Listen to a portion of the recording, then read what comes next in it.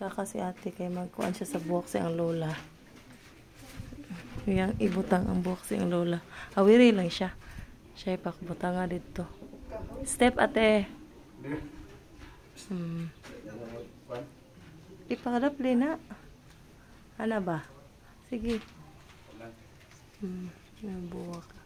Yung ipalitan niyang lola og buwak. Medyo nasudisod yun eh. Nasa?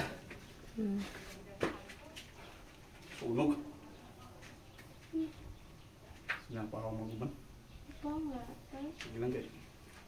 Nasabutan na sa'yo eh.